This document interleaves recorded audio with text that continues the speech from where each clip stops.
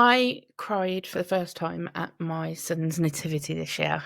And it wasn't because it was cute or Christmassy, because obviously they are. We all love the nativities. And my son's school that he goes to, I love because they still do kind of a traditional nativity to a certain extent. So they still have, it's not a religious school or a Christian school, it's just a normal primary school, but they do still do kind of the traditional songs. So, Away in a Manger. But this year they did the song from the film Nativity, which was amazing. It's lovely. But yeah, I teared up a little bit, not because of that, but it was because for the first time since he's been at the school, and he's been there now for, even though he's only in year one, he's actually technically been there for like 3 years, because he went to the kindergarten there. Then he went to reception, and then now he's in year one. So he's like in his 3rd year technically at the school. But it was because he was actually up there. He was participating in the nativity, and he was loving it. The first nativity that we ever did was kindergarten, and that was traumatic. We've had years of kind of meltdowns, refusals to do it, sitting in the corner while everyone else was performing. And then Jacob is just kind of hiding in the corner, just not wanting to participate, or walking straight to me and just sitting on my lap, because that was all he would do. That was all he would feel comfortable doing, which is absolutely fine. But I wanted to talk about kind of what that means with it being Christmas, and it's coming up to Christmas. This is the 18th of December, and we are only moments away from the 25th when Santa comes. But yeah, this is kind of a moment that I think most neurodivergent parents kind of dream about, but are kind of terrified to hope for, because it certainly made me feel like I was judging him or allowing myself to get judged by other parents. So yeah, let's talk about it.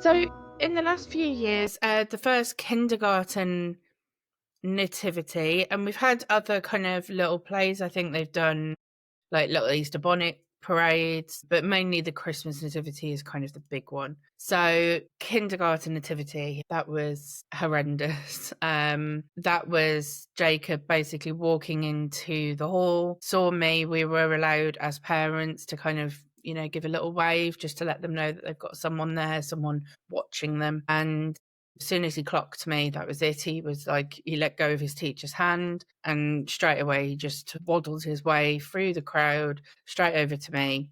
The teachers came and said, do you want us to take him? And I said, no, it's fine. Just let him sit here. It's absolutely fine. I think on the kindergarten, because he was so small, we did actually take him home after, because I thought I'm not going to risk kind of upsetting him even further by mummy saying bye and letting him go. So I actually took him home on half day, because I think it was sort of mid-morning when the show was. But as lovely as it was watching the play, because obviously we did stay and watch it because Jacob was there, he was watching it as well. There were certain parts of it where he was kind of, I could see him kind of visibly kind of moving his hands to some of the like little sign language or Makaton movements that they'd shown them, or he'd be sort of humming the songs and I could hear him. But he was just not interested at all whatsoever in getting up there with the rest of his classmates and actually doing the show. And that's obviously absolutely fine.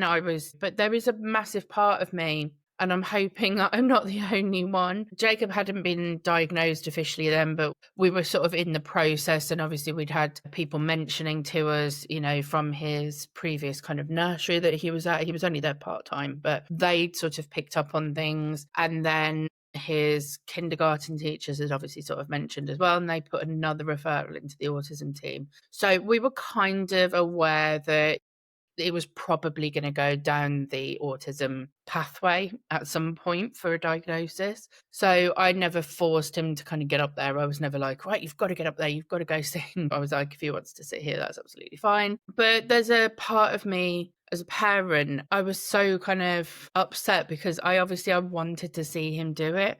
And it was his first nativity, it was his first show. And those are like little memories that, you know, when they take their first steps, they lose their first baby teeth, they have their first haircut. There are these little firsts that you will never get again. And to not have him do his first nativity, as silly as it sounds, was kind of heartbreaking for me because I really, really wanted to see him do it. But I just kind of had a bit of a moment after the show, obviously not in front of Jacob. I didn't want him to see that I'm sort of upset, but I said to his dad, you know, I don't think we're ever going to see him do a show. I don't think he's going to be that sort of kid that's comfortable enough to get up on the stage and actually do a play. And then he moved from kindergarten into reception. And obviously at this point then our school is a very, very small school. They've only got one class per year. So obviously, like a lot of schools, they'll have multiple classrooms. They'll have like, you know, 2 or 3 year one classrooms or 2 or 3 reception classrooms. As has got one throughout the whole school. A lot of the children that he went from kindergarten also moved into reception with him. So he was very close with those groups of friends. So obviously we got to reception and we started thinking, you know, he's getting that much older now. He's like 4. Maybe he'll do it this year. He's a lot more confident. He's obviously his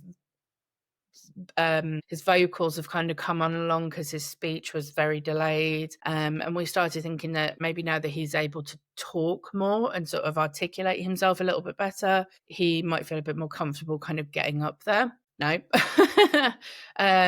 We got to the day of the show for reception for his Christmas performance. And again, it was just, actually, no, I'm getting them wrong, actually. No. Sorry. So the very, very first show that I was talking about was actually the very first nursery. He had his first nursery performance and they just did like Christmas songs and everything, and Jacob didn't take part. He sat by us. Then when he moved to his school that he's at now and he went into kindergarten, again, didn't perform. He was just not interested at all. So that was kind of 2 nativities that we missed out on then. So by the time we got into reception, we started thinking, you know, hopefully this will be it. And his confidence had grown quite a lot. But he got on the stage, and he was a sheep. He was the most amazing sheep you've ever seen in a nativity, I might add. He was so adorable. He looked so cute with his little sheep ears on. And there were 3 sheep, I think. So he was kind of chorus singing, and then he had to go on stage as the sheep when they did the Away in a Manger scene. And we were so impressed with him because he actually had a little line and he shouted out, I think all 3 of them were supposed to say it, but only Jacob actually said it. But at one point he was supposed to he said, "We're tired," like this. And I was so proud of him that he said it. They actually had 2 performances that day, but the second performance he didn't say it on. And I think it was just because he'd kind of had enough by that point with all the rehearsals and then the 2 shows as well. But the fact that he did it on the first show, it was amazing. And we were so impressed with him. But then we could see during that show, he wasn't really participating with the singing. He was stood at the back. He was stood by his teacher. He sort of wouldn't let go of his teacher. But we were so proud of him anyway, because he'd said his line, which was amazing. And he'd stayed on the stage, which he'd never done before, because normally he would just come straight to me and sit with me. So we thought, okay, progress. We're getting there. We're getting somewhere. And I sort of jokingly said to his dad, he's going to be 18 before we get to see like a full kind of nativity play. But then this year, in year 1, he has done 2 shows. And it was fantastic. He has been amazing in all of those shows. In both of the shows that we've done, he has got up on the stage. To start with, I was a little bit concerned because he sort of shoved himself right at the back. And I couldn't see him, but during the songs, some of the songs, I could see his hands going up and I could see him doing hand movements. And I was like, he is doing it. I just can't see him. He is there. You know, he's not just sort of sitting, not doing anything. He is partaking in the singing. I just can't see him from where I am. And then at one point they moved them from the little corner section by the stage, and they actually put them on stage. So year 1 went onto the stage. And I thought, this is the moment. This is where he's going to go, nope, don't want to be on the stage. I'm quite happy at the back. But they got on the stage and he was amazing. He was so good. They did 3 songs, I think, on the stage. So they did the song from Nativity, the film, which I'm going to Google now because let's have a look. I can hear it. Sparkle and Shine, that's it. And so they came on stage and they sang Sparkle and Shine, and they were doing all the actions, and they had a little angel that did the kind of intro to Sparkle and Shine. And there's a little line in it, I think, where it says something about taking a drink and a cheeky wink or something. And Jacob's there going like this, really. It was so funny. It was so cute. So he was really getting into it and he was really enjoying it. And he sung the songs at home to us as well. They did Away in a Manger as well, which he loved because he's kind of getting very interested in the Bible at the moment. I have to read a Bible story to him every night at the moment, which is adorable. So he was doing Away in a Manger and they had little candles and everything, and it was lovely. And then the other song they did, which I was so impressed with because there was a lot to remember for them, bearing in mind, he's 5, was they did We Wish You a Merry Christmas, but they did it with, now I think it was Makaton they were doing as opposed to, no, actually I don't think it was Makaton. I think it was, maybe it was a bit of both. Merry Christmas. And they were doing things with their hands. I so apologise for this because obviously I don't know what it is, but I remember them doing something with their hands. So it looked like they were perhaps spelling the word. And then good tidings we bring to you and your kin. They were doing this. So yeah, and they did We Wish You a Merry Christmas, and it was fantastic, and he did all of it, and you could tell he was really enjoying himself. So I don't know what it is that made this year different. I don't know whether it's just that he's getting older and he's maturing. I don't know whether it's because, like I say, his vocal abilities have come on so much now. He's so chatty. Oh my God, is he chatty? Mainly at night, just before bed, is when he comes out of school. I think this is like a worldwide global thing with children. You say to them, what have you done at school? And you get maybe not a lot or nothing or not much.